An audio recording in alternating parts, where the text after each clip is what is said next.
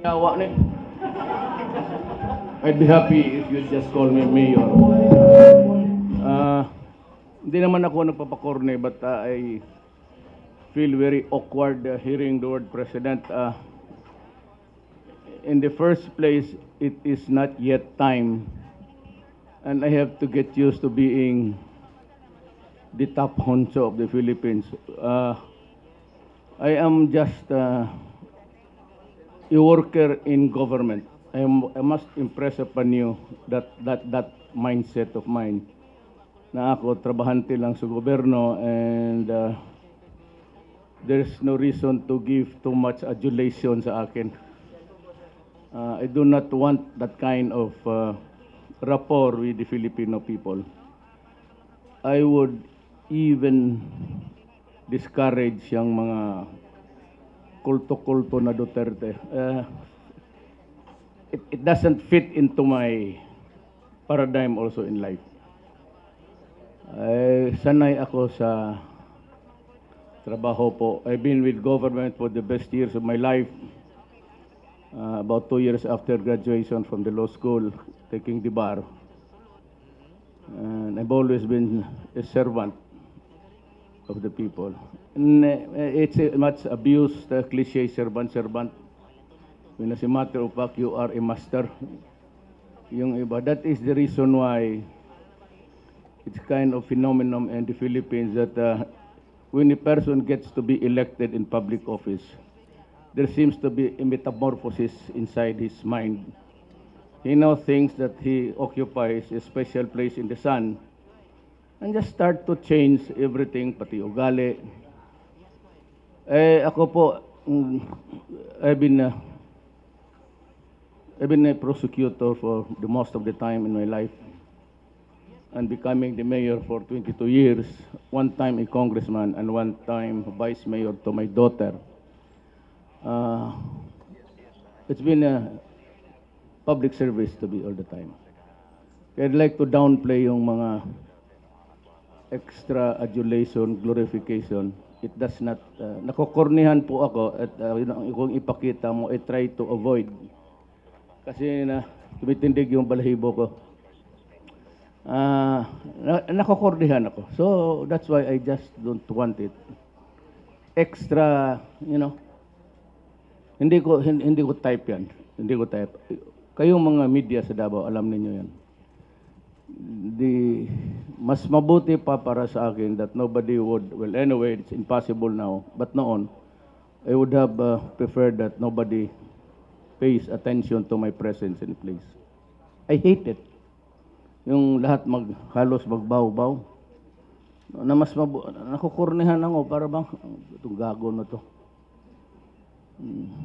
Do not do that because this is a democracy.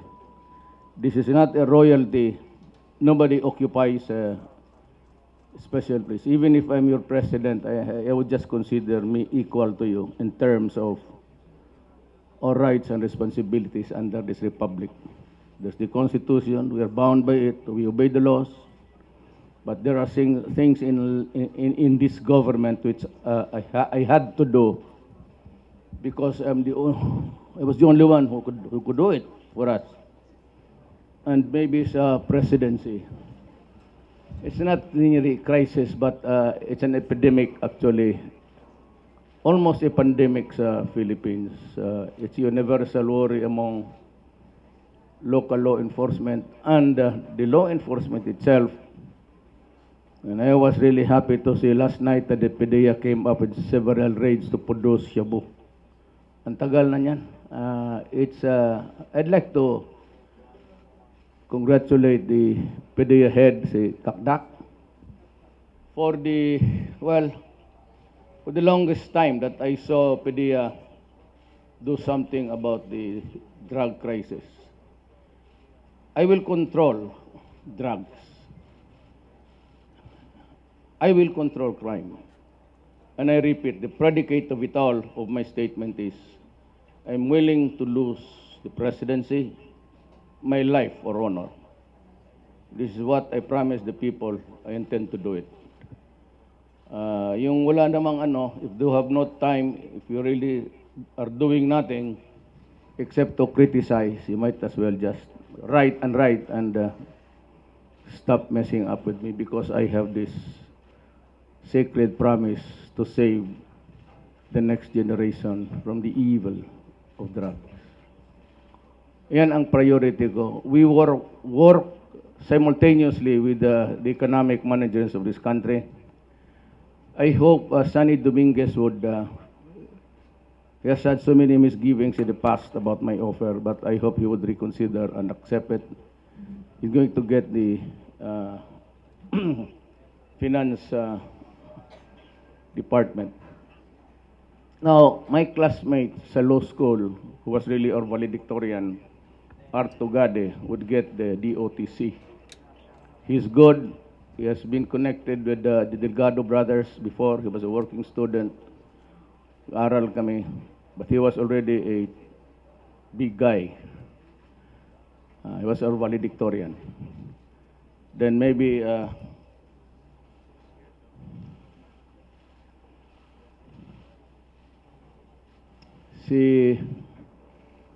you know, Alan is here. Where's Alan? Alan, dito ka na. No. You are my vice president.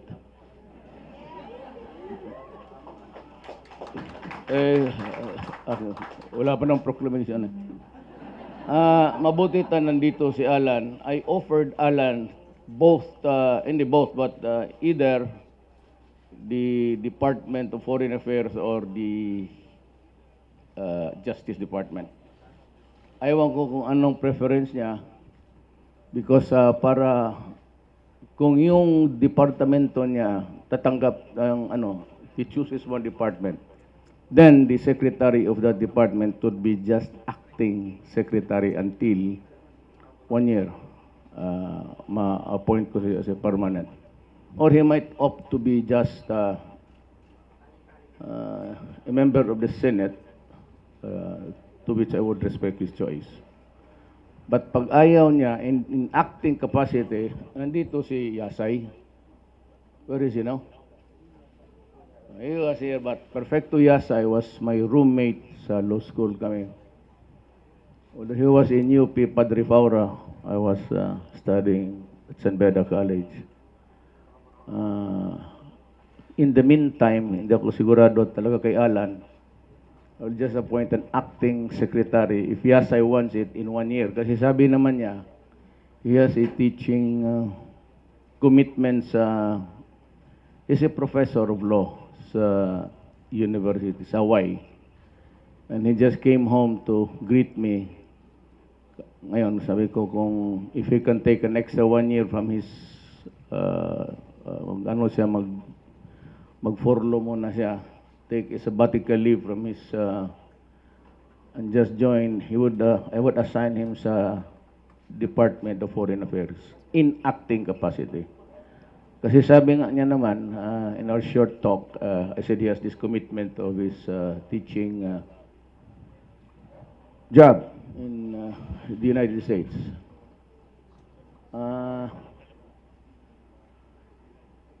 Ang ibibigay ko sa Communist Party of the Philippines, if they decide to join my government, open yung DENR, labor if they want. Kasi sabi na pinaka-oppressed ng yan. So they are the most vigilant group in the Philippines about labor.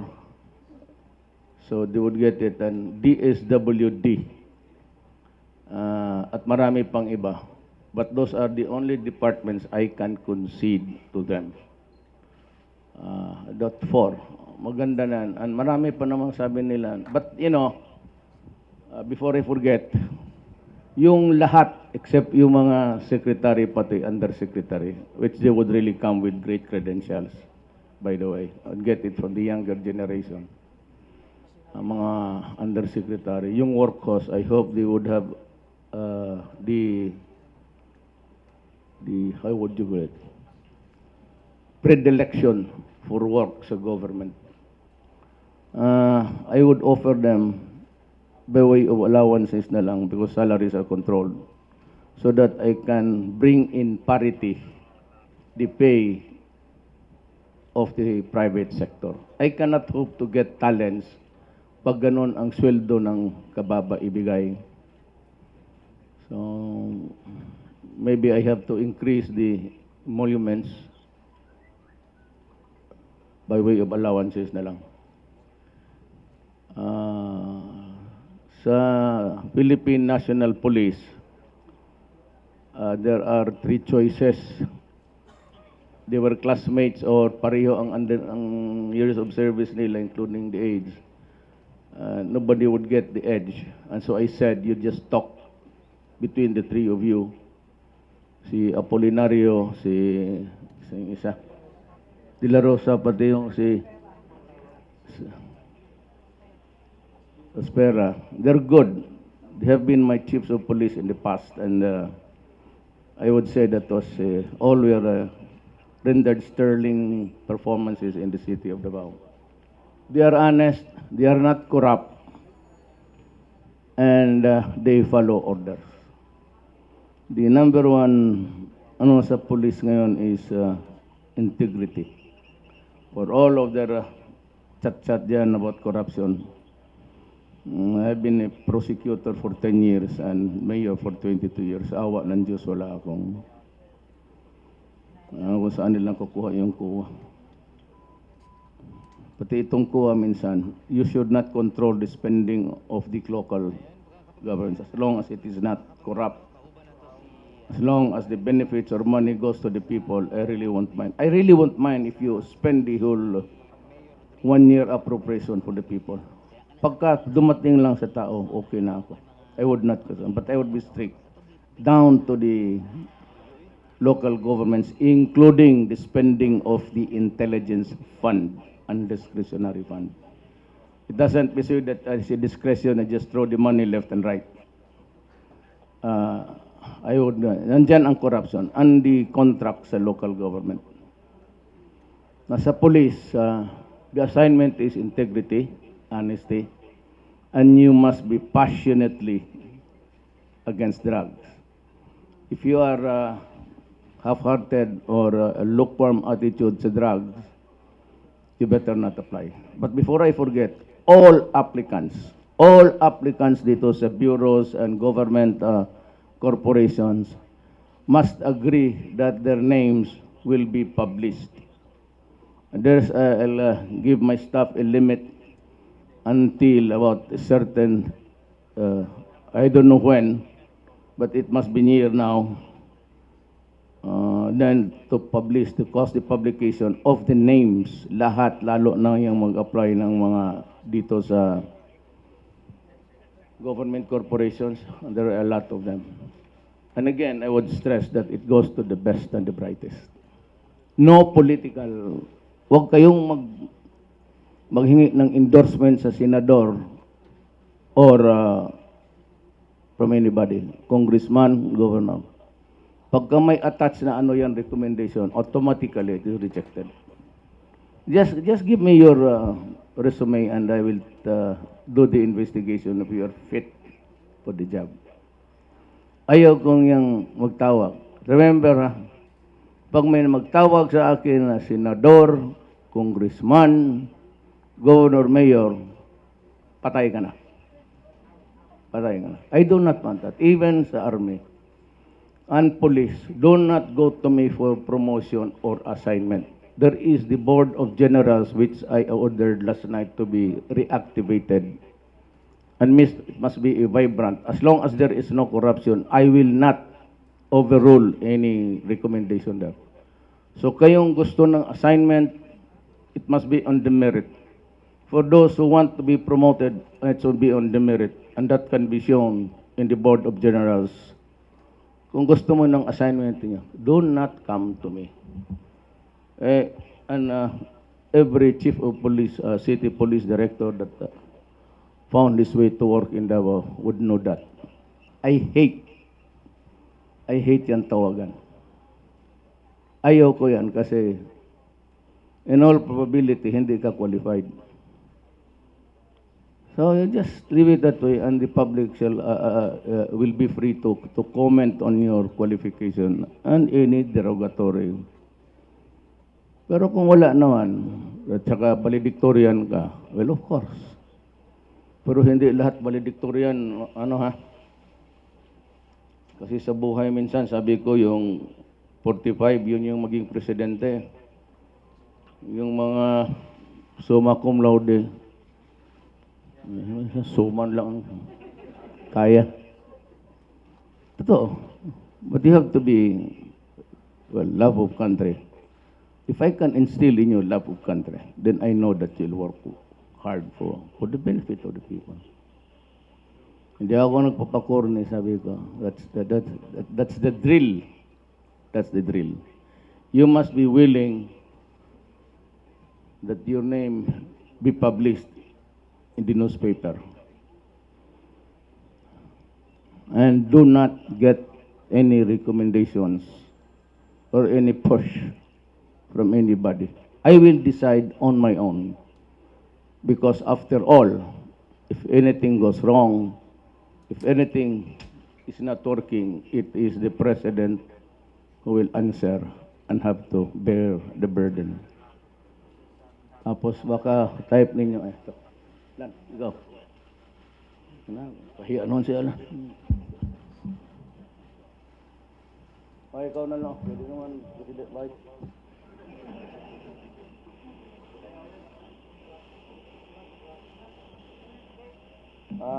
Una.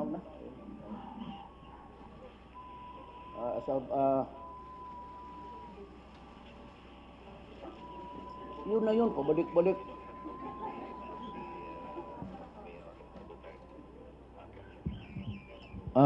I announced last night that I'm selling the Pangulo. That yacht there, it's parking somewhere, not being used.